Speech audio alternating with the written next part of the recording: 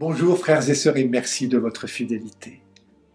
Lorsque Jean le Baptiste est interrogé sur son identité par des scribes et des pharisiens, il fait cette réponse. Au milieu de vous se tient celui que vous ne connaissez pas. Cette parole du prophète n'est-elle pas d'actualité, même plus de 2000 ans après? Nous venons de fêter la nativité de Jésus et nous savons, selon la foi des chrétiens, qu'il est mort et ressuscité, autrement dit qu'il est vivant. Dieu a beau s'être révélé, il n'en demeure pas moins encore bien mystérieux. Aujourd'hui, beaucoup ont des certitudes sur lui, beaucoup l'utilisent même à leur propre fin. Restons humbles devant un si grand et un si beau mystère. Qui peut prétendre connaître son voisin ou même celui qu'il fréquente tous les jours? Il y a quelque chose d'infini en nous.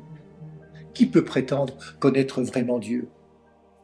Jésus, bien qu'il ait fait connaître tout ce qu'il a appris de son Père, selon le témoignage de l'évangéliste Jean, reste encore aujourd'hui une question pour beaucoup.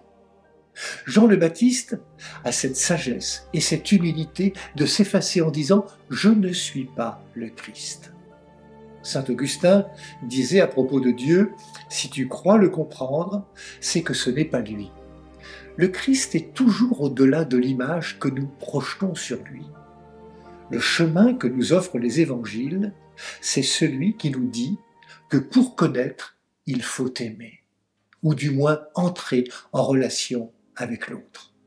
C'est dans la première lettre de Jean que nous lisons « Celui qui aime est né de Dieu et connaît Dieu. Celui qui n'aime pas n'a pas connu Dieu, car Dieu est amour. » En début d'année, apprenons à aimer pour connaître celui qui se tient au milieu de nous.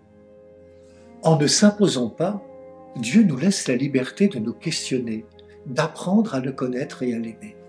Oui, Jésus désire que nous creusions son mystère, que nous ne nous arrêtions pas à ce que nous croyons savoir de lui. Nous voilà donc invités à nous risquer, à découvrir un nouveau visage du Christ, au-delà de celui que nous nous sommes forgés. C'est dans notre pauvreté, nos incertitudes, notre questionnement que Dieu peut surgir avec sa nouveauté pour nous parler, se dévoiler. N'est-ce pas cela, le chemin de la foi? Bonne journée à toutes et à tous, prenez bien soin de vous et des autres.